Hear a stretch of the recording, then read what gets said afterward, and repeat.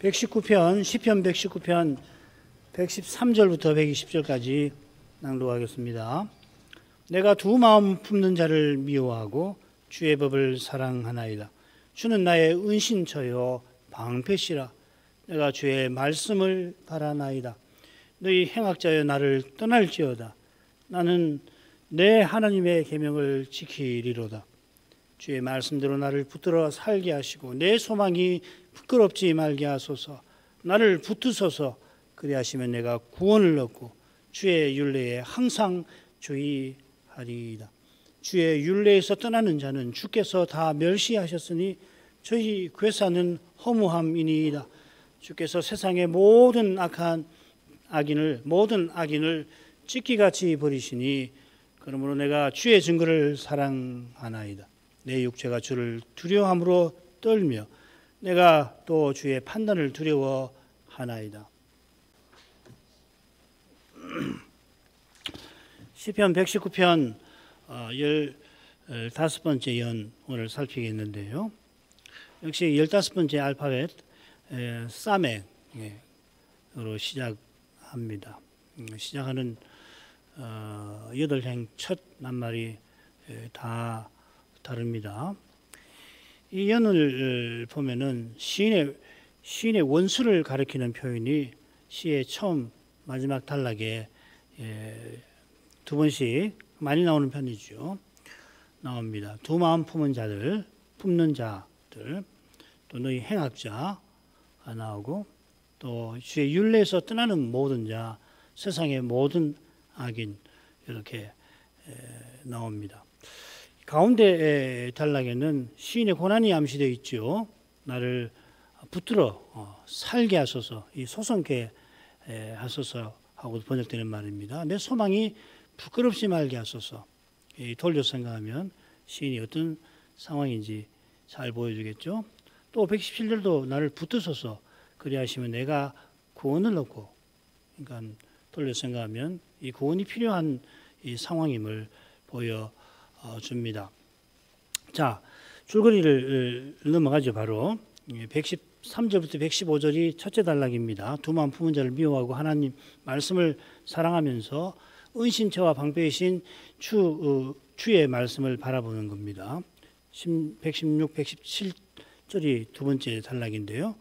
말씀대로 주의 구원을 구하며 소망 중에 율례를 항상 바라본다. 주의한다는 말이 바라본다는 말입니다. 그리고 118절부터 121절 악인들을 멸시하는 여호와를 두려워하고 그분의 판단을 두려워한다. 이렇게 제목을 붙일 수 있습니다. 말씀드린 대로 첫 번째, 세 번째 단락에 시인의 원수들이 두 번씩 언급되어 있고 아울러 주를 의지하고 두려워하는 태도가 시인이 주를 의지하고 또 두려워하는 태도가 나오고 있습니다.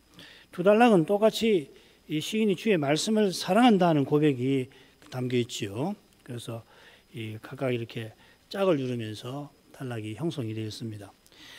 이 가운데 단락은 비슷한 뜻을 가진 이 낱말로 각각 시작합니다. 똑같이 번역은 됐죠. 붙드소서 이렇게 되어 있습니다.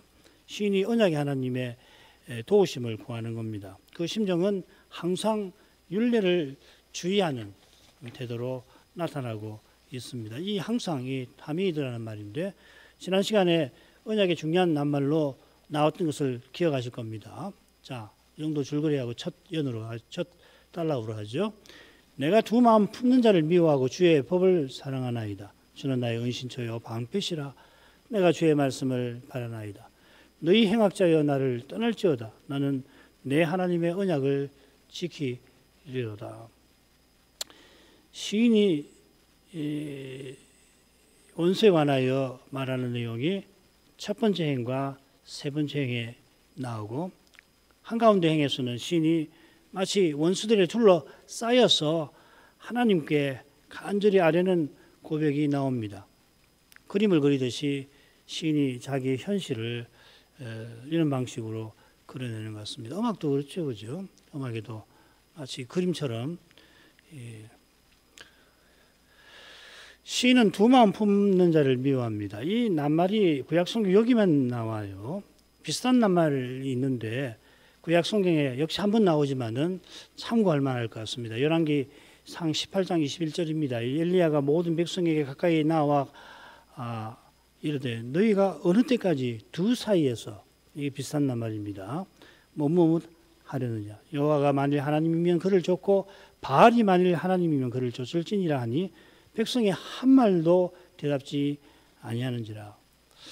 여기 이제 비슷한 낱말, 스이파라는 말인데 두 사이라고 번역을 해놨습니다. 이스라엘이 지금 3년 반 기근에 시달리고 있으면서도 바알을 섬긴 죄를 깨닫지를 못하고 여전히 여호와와 바알 사이에 머뭇머뭇한다 했습니다. 그들은 이어 갈멜산 놀라운 표적을 보고서 여호와 그는 하나님이시로다 그렇게 외칩니다마는 놀랍게도 이세벨의 위협에 짓눌려서 여호와께 끝끝내 돌이키지 않을 뿐만 아니라 엘리야도 죽이려고 하죠. 그래서 엘리야가 갈멜산 사건 이후에 낙담을 해가지고서 여호와 하나님 이제 됐습니다. 내 생명을 거둬가십시오 하면서 백성이 나를 죽이려고 합니다 하지 않습니까? 어떻게 이런 일이 있을까?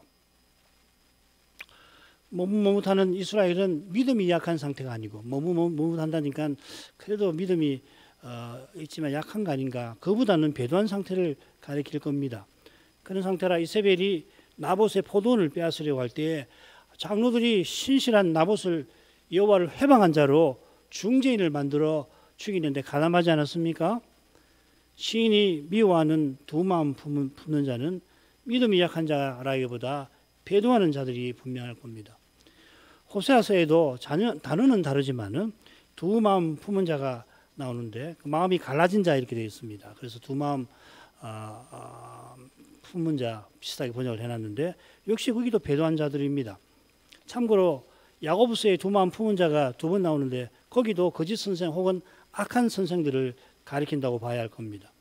자, 이런 점에 비추어서 시인이 미워한다 말한 심정을 살필 수 있습니다. 그들이 우상을 사랑하고 여호와를 미워하니까 그러면 언약의 나라는 멸망의 나락으로 떨어지게 되니까 시인이 그들을 미워하는 것이겠죠. 그들을 미워하는 시인은 주의 법을 사랑합니다. 말씀을 사랑한다는 표현이 이 시편 119편에 12분이 나와요. 이 12는 이스라엘의 수인데 주의 법을 사랑하는 시인의 마음에 언약 백성이 있다는 것을 짐작해 봅니다. 그러니까 두 마음 품은 자를 미워한다고 하지만 그 미워하는 시인은 언약 백성을 사랑하는 사람이죠. 그 사랑하는 마음에서 미워하는 거라 이 말이죠. 이게 그리스도의 심정입니다. 그리스도께서 우리 없이 계시지도 그리고 사시지도 행하시지도 아니하십니다. 이는 그리스도가 아버지를 사랑하시는 까닭입니다. 아버지를 사랑하시니 아버지의 뜻을 위하여 자기가 가장 싫어하는 미워하는 일을 기꺼이 받아들이신 겁니다. 바로 여기서 시인이 주의 법을 사랑하고 고백하는 심정이 여기서 겟세마네의 그리스도로부터 생기는 거죠. 이렇게 말씀을 사랑해야 말씀을 깨닫는데 이르는 겁니다. 자기 원하는 것을 얻고자 성경을 열심히 연구하는 이는 말씀에 관한 지식은 쌓고 심지어 대단한 신학도 수립할 수 있을지 모르지만 말씀을 깨닫지는 못하는 겁니다. 이런 일이 가능해요. 여러분에게 딱히 추천하고 싶지 않지만은 그 유명한 알버트 슈바이처의 신학책 번역본을 한번 도서관에 가시면 한번 뒤적여서 한번 읽어보십시오. 읽어보시고 왜 이렇게 이 사람을 신학자들이 높이는가. 아직도 알버트 슈바이처가 예수님의 생애와 바울 신학에 대해서 쓴 책은 교과서로 남아있거든요. 한번 읽어보십시오. 그런데 그 사람 말씀 깨닫는 사람 아닙니다. 그런데도 그의 신학은 지금까지도 신학계에서 대단한 권위를 가지고 있단 말이죠. 그 말씀 깨닫는 사람 전혀 아니에요. 자기 생명보다 주님을 사랑해야 하듯이 주의 말씀을 무엇보다 사랑해야 깨닫게 되는 것입니다. 말씀이 만일 천리말리 떨어진 곳에 말씀이 있다고 한다면 어떻게 하시겠습니까? 주위에 아무리 봐도 말씀이 없어요. 그런데 천리말리는 있습니다. 어떻게 합니까? 가는 거예요. 천리라도 말리라도 가서 듣는 거예요. 요즘에는 인터넷이 발전해서 유튜브에 뭐 온갖 설교가 올라오니까 이런 이야기 하면 어떻게 들으실지 모르지만은 이런 일이 없을 때는 정말 말씀을 들으려면은 꽤 수고를 많이 하고 가서 듣잖아요. 그 마음은 똑같아야 하는 겁니다. 인터넷에서 좋은 설교를 듣더라도 이런 심정 아니면 깨닫지 못합니다. 깨달아질 수가 없어요. 주의 말씀을 사랑한다고 고백하는 시인은 주는 나의 은신처요 방패라 말합니다. 은신처 방패. 이 시인이 어떤 처지와 형편인지를 잘 암시해 주지 않습니까? 주님을 은신처라 부르는 것은 환난에서 보호해달라 하는 말입니다. 방패라고 하는 것은 원수의 공격에서 지켜주실 것을 바라는 것이겠죠. 시인이 죽음 같은 환난에 처하고 원수의 공격에 지금 시달립니다. 주님만 시인을 보호하고 지키실 만큼 시인이 처한 현실은 사람으로서는 벗어나지 못할 그런 현실입니다. 이런 현실에서 시인은 주께서 틀림없이 은신처와 방패 되어주실 것을 믿고 아뢰는 것입니다. 이는 주의 말씀을 바란다 하는 표현에서도 엿보입니다. 이 바란다 하는 이 동사가 6번 이 119편에 나오는데 다 말씀 바라는 데 쓰입니다. 주의 말씀을 바라는 것은 말씀하신 대로 주께서 은신처와 방패 되어주실 것을 바라는 거겠죠. 혹은 주께서 은신처와 방패가 되어주셔서 시인대로 주께서 말씀대로 이루시는 것을 바라보도록 하시는 것이기도 그것일 수도 있겠습니다. 바란다 이 새겼는데 이 기다린다 하는 뜻도 됩니다. 영어에서는 기다린다, await라는 말로 번역을 많이 해요. hope가 바란다는 말 아닙니까? hope in이라고 쓰기도 하지만 기다린다. 주께서 말씀대로 이루실 것을 시인은 기다리는 겁니다. 지금 예수님께서 아버지 약속을 기다리신다는 말씀이 생각나게 합니다. 이 약속은 그리스도의 원수를 그리스도의 발등상 되게 하겠다는 약속 아니에요? 시인이 지금 간절히 바라고 있는 것도 결국 같은 거 아니에요? 원시복음이 여인의 후손이 뱀의 머리를 상하게 한다 하는 그 원시복음이 이 약속을 담고 있는 것입니다. 시인은 행악자들들어 나를 떠나라 합니다. 이 행악하는 자들 시편에 몇 번 나오는데 예를 들면 악한 꾀를 내서 시인을 죽이려고 하는 자들, 또 개들처럼 악랄하게 시인을 물어뜯고 죽이려고 하는 자들, 이 시편 22편에 바산의 황소, 사자들 그리고 개들이 나오는데 개들은 악랄한 자들이죠, 그렇죠? 이런 행태가 시편 119편의 시인들과 유사합니다. 행악하는 자들에게 나를 떠나라 하는데 그 목적이 후반절에 이어지고 있습니다. 나는 내 하나님의 계명을 지키리로다. 한글 개혁을 보면 떠날지어다 하고 나는 지키리로다. 이 두 절을 나란히 병렬을 시켜놓고 그러면 어떻게 되냐면 나를 떠나라. 그러나 나는 지키리로다. 지킬 것이다. 이렇게 읽히시지 않습니까? 성경을 읽으면. 그런데 나를 떠나라 하고서는 그렇게 명령하는 목적을 이어서 되고 있습니다. 이건 히브리 문법에 나오는 전형적인 겁니다. 그래서 영어 여러분 갖고 계신 데 보면 다 목적절로 되어 있을 겁니다. 뭐뭐 할 수 있도록 이렇게 되어 있죠. That I may 뭐 이렇게 쭉 되어 있을 겁니다. 시인은 하나님의 계명을 지키기 위하여 행악자들들어 떠나라 하는 겁니다. 행악자들이 시인을 거짓으로 죄인 만들어 주를 경외하는 자들이 선지자의 말씀을 듣지 못하게 하는데 이보다 시인이 계명 지키는데 힘든 상황이 없지 않아요. 계명은 언약의 근간을 이루는 율법이죠. 계명을 지킨다는 것은 언약을 붙든다는 겁니다. 시인은 언약이 이루어지는 아름다운 나라를 바라보면서 행악자들의 공격을 이겨내고 있는 겁니다. 여호와께서 그들을 친히 없이 해주시기를 바라고 있습니다. 자, 이런 점에서 시인이 이 계명을 내 하나님의 계명이라 불렀습니다. 이 주목할 만하죠. 119편에 이 하나님 칭호가 여기밖에 안 나와요. 여호와 칭호는 24번 나옵니다. 이 칭호가 나오지 아니하는 연이, 그러니까 여호와 칭호가 나오지 않는 연이 5개가 있는데 그 중에 제 15연은 하나님 칭호가 유일하게 나오고 있습니다. 게다가 내 하나님이라고 부릅니다.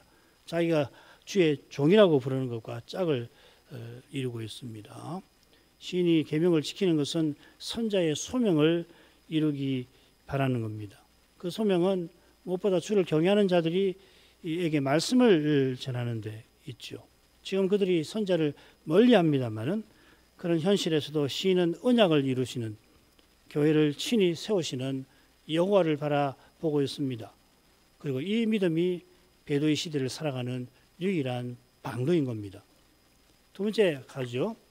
주의 말씀대로 나를 붙들어 살게 하시고 내 소망이 부끄럽지 말게 하소서. 나를 붙드소서. 그리하시면 내가 구원을 얻고 주의 율례에 항상 주의하리이다. 말씀드린 대로 똑같이 번역된 비슷한 낱말로 두 행이 각각 시작되고 있습니다. 핵심 동사 붙들다, 붙들어주다 하는 동사에 이어서 나오는 주제는 고난의 주제입니다. 고난 중에 시인이 말씀을 의지하고 주의 구원을 바라봅니다. 소송 계리기를 바라는 목적이 116절, 117절 끝에 나오고 있습니다. 118절에 붙든다는 낱말은 이곳 말고 시편에 10번 정도 나오는데 그 중에 8번이 이곳과 같은 상황에서 여호와의 도우심을 가리켜 사용되는 겁니다. 여호와께서 도와 붙드신다 이 말이죠. 붙들어 주신다. 가령 3편에 처음 나오는데 거기 좀 도움이 될 것 같아요. 이 3편은 다윗이 이 몽진 때 그 아들 압살롬이 이 거짓말로 인심을 아버지에게 떠나서 자기에게 쏠리게 해서 많은 사람을 규합해서 공격하는 그런 처지 아니에요. 그런 처지에 몽진을 떠나서 자기 생명이 어떻게 될지 예단하기 어려운 그런 때인데 다윗은 평안히 누워 자고 깬다 하였습니다. 그 비결이 주의 붙드심에 있다 고백을 하죠. 이어서 천만인이 나를 둘러치려 하여도 나는 두려워 아니하리이다 아래입니다. 이런 도우심을 이 시인이 지금 여호와께 구하는 거겠습니다.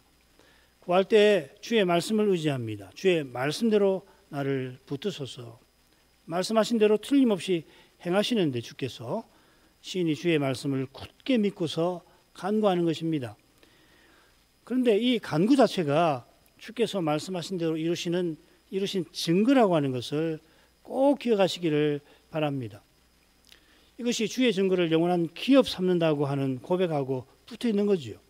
눈에 보이는 기업의 땅도 광야 생활과 마찬가지로 사람이 떡으로만 사는 것이 아니요 하나님의 입에서 나오는 모든 말씀으로 산다 하는 그 진리를 깨닫는 현장입니다. 얼마나 좋은 땅인지 추수를 씨를 뿌리면 그냥 식물이 무럭무럭 자라서 가을 되어서 그냥 풍성한 추수가 맺히는 그런 땅도 결국은 사람이 하나님의 입에서 나오는 모든 말씀으로 산다는 진리를 깨닫는 그 진리가 실현되는 현장인 겁니다. 이 현장에서 사람의 눈앞에 펼쳐지는 죄와 죽음의 현실은 주의 말씀과 심히 어긋나 보입니다. 이게 당장에는 이상하고 괴로운 겁니다. 이해가 안 됩니다. 납득이 되지 않습니다.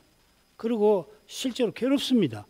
그러나 동시에 그 현실이, 그렇게 보이는 그 현실이 말씀이 실현되는 분명한 증거인 겁니다. 죄의 현실에서 형통한 그것이야말로 달리 말하는 루터가 말한 대로 시련 없는 것이 가장 큰 시련이라 루터가 그런 말을 했죠. 그것이야말로 저 하늘에서 보면 저 영광스러운 장래에 비춰보면 실로 심각한 문제 아닙니까? 아무 시련이 없으니까 사람은 어떻게 합니까? 자만에 빠지고 그 다음에 안락에 취하고 권태에 빠졌다가 그 권태에서 벗어나기 위해서 각종 쾌락을 추구하고 그렇게 되는 거 아니에요. 권력을 추구하기도 하고 등등등. 그게 큰 시련이죠. 예수님도 믿고 죽어서 천당 가는 보증으로 예수도 믿고 또 죽을 때까지는 남들 못지않게 세상 행복도 누리고 이게 두 마음 품는 것과 멀지 않죠. 시인은 여호와의 도우심으로 살게 되기를 바랍니다. 달리 표현하면 시인은 여호와의 도우심 없이 지금 죽게 생겼습니다. 목숨 잃는 정도가 아니라 언약이 무너지게 생겼습니다. 절절한 심정으로 시인은 이어 내 소망이 부끄럽지 말게 하소서 합니다.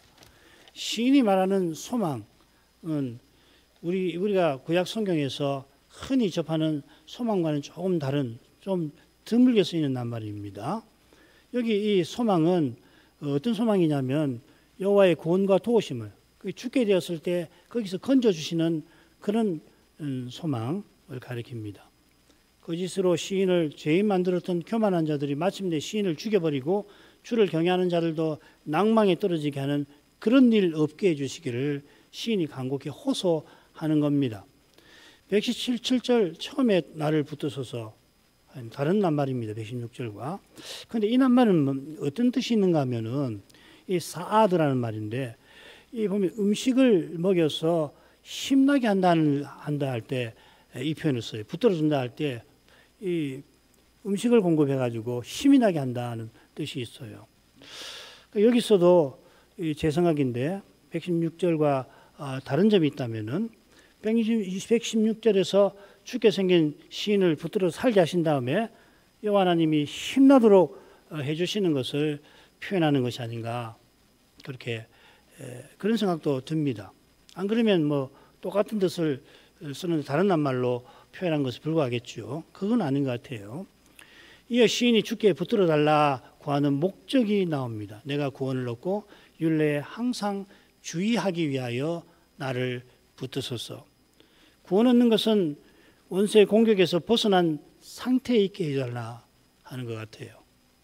그러니까 116절하고 조금 다르고, 그래서 여러 영어 번역본은 이 be safe라는 말을 썼습니다. safe. 죽음에서 deliver, 건져 주시는 것보다는 평안한 상태에 있게 해달라. 좀 다르게 번역을 했습니다. 아주 참 좋은 번역이 아닌가, 저도 그렇게 동의가 되었습니다. 이 상태는 이어 나오는 율례에 항상 주의하는 것과 붙어 있습니다. 늘 율례를 살피고 받들며 살기를 바라는 겁니다. 율례라고 하는 것은 메시아와 영원한 나라를 구약 백성에게 가르쳐 보이는 실행법이라고 말씀드렸죠. 레위기에 율례라는 말이 여러 번 나오는데 대부분 뭐냐면 제사장 응식에 관한 법을 율례라고 표현해요. 이 응식이 바로 제사장이 메시아를 바라보고 제사 직분을 받들도록 주시는 음식 아니에요. 제사장들로 이 음식을 먹고 힘을 내어서 메시아를 바라보면서 맡은 제사 직분을 잘 이루라고 주시는, 하나님께 주시는 것입니다. 시인이 율례를 주의하는 것은 마음을 기울여서 율례를 바라보는 겁니다. 그 마음은 당연히 메시아와 영원한 나라를 바라는 마음이죠. 아울러 여기 항상은 언약의 영원성을 표현하는 전문 용어라고 할 수 있습니다. 타미드라는 말인데, 영원한 나라를 바라는 시인의 심정이 여기 잘 드러나고 있습니다. 마지막으로 가죠. 주의 율례에서 떠나는 자는 주께서 다 멸시하셨으니 저희 괴사는 허무함이니이다. 주께서 세상의 모든 악인을 찢기같이 버리시니 그러므로 내가 주의 증거를 사랑하나이다. 내 육체가 주를 두려워함으로 떨며 내가 또 주의 판단을 두려워하나이다. 주의 율례를 항상 주의하는 시인이 세 번째 단락 처음에는 주의 율례에서 떠나는 자를 언급하고 있습니다. 주의 율례에서 떠나는 자는 이 시에서 자주 등장하는 교만한 자입니다. 21절 보면 교만해서 주의 율례에서 계명에서 떠나는 자가 나옵니다. 이들은 시인을 거짓으로 죄인을 만들어서 언약의 나라에서 없애려 하는 자들입니다. 이런 자를 주께서 멸시하셨습니다. 이 동사가 구약 성경에 두 번만 나옵니다. 그래 나머지 한 번 에가에 나오는데, 에가에서는 이 용어를 뭐라고 번역했냐면 없는 것 같이 여기셨다, 이렇게 새겨져 있습니다. 여기서 비슷한 뜻 같아요. 여호와께서 주의 율례를 떠나는 모든 자를, 이 배도하는 자들을 없는 것처럼 여기셨다 하는 겁니다. 당장에는 교만한 자들이 율례를 밟고 자기 뜻을 마음대로 이루는 것처럼 보입니다. 선지자도 죄인 만들고 선자의 말씀을 듣는 주를 경외하는 자들도 그를 떠나게 만들었으니까 자기 세상 아니에요. 그러나 주의 눈에는 그들은 있으나 마나한 것에 불과합니다. 다만 우리 인생은 연약한 탓에 그들이 형통한 것을 이해하기가 힘듭니다. 시기가 납니다. 질투가 납니다. 어떻게 저럴 수가 있나? 나는 뭐 잘 믿는다고 할 수 없지만 그래도 예수를 주님을 믿고 살려고 하는데 저 사람 보니까 뭐 제대로 믿는 것 같지도 않고 더구나 나를 오해하고 미워하고 해코지하는 왜 저 사람은 어려움없이 잘 될까? 이럴 수 있단 말이죠. 그게 시편 73편 시인의 현실 아니에요. 그보다 더 했죠, 사실은. 마치 그들이 영원히 형통할 것처럼 보이니 낙심이 저절로 드는 겁니다. 그러나 악인이 본토에 선 푸른 나무의 무서움 같지만, 그러니까 뭐 이런 나무는 천년이고 만년이고 든든하게 크게 미국의 그랜드 캐년 같은 미국의 유명한 국립공원에 보면 어마어마하게 큰 나무들이 있잖아요. 수령도 뭐 보통 길지 않은 그런 나무처럼 보인단 말이죠. 저 나무 넘어지겠나? 요즘에는 뭐 기계가 좋으니까 그걸 전자톱으로 자를 수 있지만 옛날 같으면 그거 어떻게 자를 거예요? 그런데 어느 순간에 없어져 버린다. 그 사람이 지나갈 때 여기 나무가 있었나? 할 정도로 말이에요. 틀림없이 어마어마한 나무가 있었는데 나중에 보니까 여기 무슨 나무가 있었던가 할 만큼 없애버리신다는 겁니다. 왜 그렇게 되는가? 주께서 악인을 멸시하신 데에 있는 겁니다. 주께서 없는 것처럼 여기시면 당장에 아무리 있는 것 같아도 위세등등하고 그래도 철지에 없어져 버리는 겁니다. 사실 악인은 자기 힘과 영광을 추구하고 드러내려 하기 때문에 사람 눈에는 대단히 있는 것처럼 보이는 거죠. 이게 이제 참 재밌는 건데 자기 영광을 추구하는 사람은 가만히 있지를 못해요. 하여튼 어디 가서 조금이라도 무슨 건덕지가 있으면 자기를 드러내보려고 과시한단 말이죠. 그 겸손한 사람은 그럽니까? 저 사람이 있었나? 모임에 갔는데 그 사람 왔어? 왔구나. 그러니까 당장에는 자기 영광을 추구하는 사람은 대단하게 보이거든요. 또 그걸 또 잘해요. 얼마나 꾀가 많아갖고서 그냥 눈치 못 채게 자기를 드러내니까. 세상 임금은 생살 여탈권까지 휘둘러 보려고 합니다. 법이 있고 헌법이 있고 그러는데 지 마음대로 그냥 자기 사역과 권력력을 휘두르려고 하지 않습니까? 자기 욕심을 채우려고 남의 생명까지 빼앗고자 합니다. 역시 육의 몸을 가진 인생은 스스로는 그런 권력 앞에 두려워서 굴복하지 않을 수가 없죠. 비굴해지는 거예요. 믿음이 없으면 비굴하지 않을 수 없죠.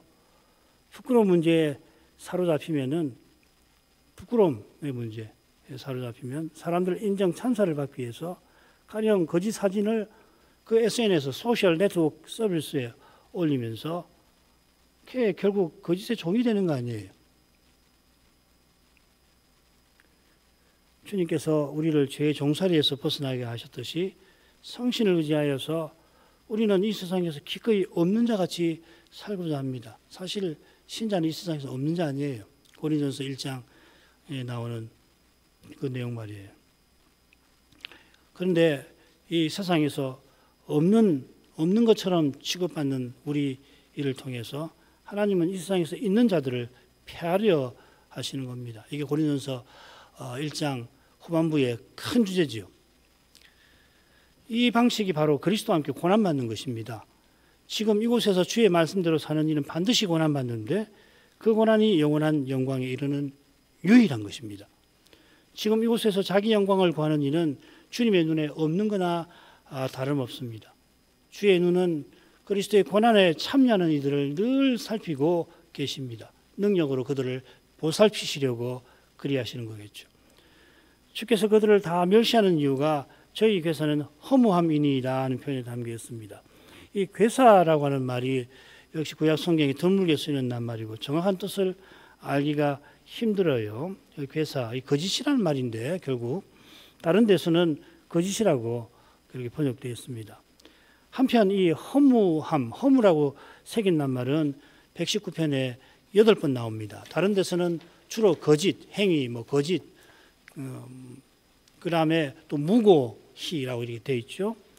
그들의 계산은 거짓이다 이렇게 새기면 어색하니까 허무하다 이렇게 번역한 것으로 추측이 됩니다. 거짓에는 과연 없는 것을 있는 것처럼 꾸미는 일도 거짓에는 있는 거니까 교만한 자들이 시인에게 없는 죄를 만드는 그런 것도 가리키는 것 같습니다. 그런 까닭에 그들은 여호와께서 그들을 멸시하신 것입니다. 없는 것처럼 여기시는 겁니다. 멸시하셨으니 그들의 거짓이 실패로 돌아갈 수밖에 해요. 당장에는 통하는 것처럼 보일지라도 하나님께서 원하시는 그때에 실패로 돌아가게 하십니다. 거짓이 끝까지 통하는 법은 없는 겁니다. 거짓으로 모함받고 오해받고 그렇게 당하고 계시더라도 절대로 낙망하지 마십시오. 거짓이 통하면 어떻게 됩니까? 거짓이 통한다는 말은 하나님 되시지 못하게 되는 건데 어떻게 하나님이 그런 일을 놔두시겠어요? 당장은 아니더라도 틀림없이 거짓을 바로잡으시는 겁니다. 거짓을 알고서도 그 거짓을 붙드는 것은 정말 두려운 일입니다. 그렇게 하지 마십시오. 하나님은 다 아시는데 그 하나님 앞에서 거짓을 거짓으로 알고서 그걸 막 퍼뜨린다든지 고집한다든지 얼마나 어리석은 일이에요. 그렇게 하시지 않기를 바랍니다. 여호와께서는 세상의 모든 악인을 찢기같이 버리셨습니다. 이 찢기라는 말은 금속의 불순물을 가리킵니다. 이 표현법은 헤렘법을 생각나게 해요. 하나님이 진노의 불을 장차 세상에 쏟으시면 그 불을 견디고 남는 것만 영원한 성소에 들이실 것입니다. 그러니까 이 불을 실제적인 불이라고 생각하지 마십시오. 이 성경에 나오는 진노의 불길을 쏟으시면은 그 불을 견디고 남는 것만, 악인은 그 불을 못 견디고 견딜 수 있는 사람은 그리스도의 십자가를 전심으로 믿는 사람은 견디는 거죠. 예수님이 그 십자가에서 우리 대신 헤렘 당하셨으니까. 시인은 그 일이 마치 이미 일어난 것처럼 표현합니다. 장차 틀림없이 심판하십니다마는 그 전에라도 하나님은 얼마든지 심판하시는 겁니다. 세상의 모든 악인을 찢기까지 버리셨다. 지금 악인이 있잖아요. 지금 악인 때문에 시인은 죽음의 고난을 겪고 있잖아요. 그런데도 이런 확신을 표명할 수 있는 겁니다. 그러므로 시인이 주의 증거를 사랑합니다. 아직 행악자가 시인을 괴롭히고 심지어 죽이려 듭니다. 제16년 다음 시간에 우리가 살피게 된다면 금방 확인할 수 있죠. 교만한 자가 나를 압박하지 못하게 하소서. 그러나 시인은 주의 증거, 언약을 붙듭니다. 시인이 교만한 자의 압박에 똑같은 방식으로 맞선다든지 혹은 그 압박에 아예 짓눌리지 아니하고 오히려 그 현실과 어긋나 보이는 그 하나님의 말씀을 당장에는 실현될 것 같지도 않아 보이는 그 말씀을 사랑합니다. 이게 하나님의 거룩한 승리입니다. 시편 73편의 교훈처럼 악인이 마음대로 행하는 것은 오히려 두려운 심판을 향하여 질주하는 것이라 했죠. 그래서 시인이 성전에 이끌려가서 하나님의 영광을 보니까 이들이 졸지에 망하는구나 하는 걸 깨닫지 않습니까? 졸지에 망하는 겁니다. 인생이 육신의 욕심대로 행하는 이게 거룩한 심판의 결과여서 그렇습니다. 그러니까 욕심대로 행하면 행할수록 하나님의 심판을 받은 사실이 드러나는 거 아니에요. 그리고 마침내 하나님의 최종적인 심판에 떨어지게 되겠죠. 시인이 죽음과 같은 고난 중에도 주의 증거를 사랑하는 것은 오실 메시아를 바라본 믿음에 있겠습니다. 그가 믿음으로 고난의 무게를 견딘 것처럼 겸손히 주를 두려워합니다. 내 육체가 주를 두려워함으로 떤다 했는데 이거랑 비슷한 표현이 욥기에 나와요. 욥의 친구 엘리바스가 뭐라고 그러냐면 영이 자기 앞에 쏙 지나갈 때 내 몸에 내 살에 내 육체에 털이 쭈삣 섰다 할 때 그 쭈삣하다는 말하고 같은 말입니다. 이게 두려워한다는 말하고 쭈삣하다는 말하고 섬뜩한 광경에 깜짝 놀라서 털이 곤두선 것을 표현하는 것 같아요. 지금 시인이 두려워합니다 할 때 주를 경외합니다 이렇게 고백하는 것이 아니고 그런 경외하지 않는다는 이야기는 아니지만 내가 주를 경외합니다 이거보다는 두려운 주의 어미 앞에 모든 악인을 하나님께서 찢기같이 버리시는 그 헤렘법에 두려운 광경이 자기 마음에 확 일어나니까 자기도 죄인이라 두려운 거란 말이죠. 여호와께서 찍기처럼 악인을 철저히 심판하실 때 시인은 물론 구원받습니다마는 자기도 죄인이라 그 두려운 심판을 볼 때, 혹은 그 두려운 심판이 마음에 딱 밀어닥칠 때에 두렵단 말이죠. 이게 신자예요. 그런데 악인에 대한 하나님의 심판을 말할 때 자기가 마치 심판하는 하나님 된 것처럼 착각하기가 쉽지요. 시인은 첫 번째 단락에서도 원수의 주제를 다루면서 여호와를 나의 은신처 나의 방패시라 고백하며 겸손히 주의 도우심과 보호하심을 구했습니다. 이 마지막 단락에서도 이 하나님께서 원수를 심판하시는 그 심판을 전하면서 심판하시는 하나님 앞에 떨며 두려워한 것입니다. 이유는 자기 죄를 깨닫는 사람이라 그런 겁니다. 전심으로 하나님 은혜를 구하는 사람이라 그러는 겁니다. 하나님 은혜 주시지 않으면 자기도 심판을 피할 수 없잖아요. 은혜를 구하는 것하고 죄를 깨닫는 것은 마치 동전의 양면처럼 딱 붙어 있습니다. 이런 태도를 날마다 취하지 않으면 하나님의 심판을 말할 때 자기가 어느새 판단자가 되고 말 것입니다. 기도하겠습니다. 거룩하신 아버지, 시인이 원수들에게 둘러싸여 있으면서도 말씀대로 주께서 언약 이루실 것을 바라며 간구한 이 기도를 이날에 살피게 하십니다. 사람 눈에는 이 시인이 가련하고 가난하고 억울하고 너무도 불쌍하게 보입니다마는, 그러나 주님께서 나사로와 부자의 비유에서 나사로의 삶을 그렇게까지 비참하게 묘사하신 뜻이 무엇인가를 시인이 이 위대한 시를 기록하게 하신 데서 생각하게 됩니다. 그가 어떠한 죽음에 이르렀는지, 혹은 죽는 것의 구약 교회의 상태는 어떤 상태였는지 저희로서는 도무지 알기 어렵습니다만, 그러나 그의 죽음을 통하여서 혹 사람 보기에는 비참한 죽음이다, 억울한 죽음이다, 참 안타깝다 할 죽음을이라고 할지라도 그를 통하여서 여호와께서는 그 시대에 신이 이루실 일을 이루고 나아가셨을 줄로 믿습니다. 그처럼 그가 나사로처럼 아브라함 품에 이르러 하늘의 그 신령한 잔치에 참여하기도 하셨을 줄 믿습니다.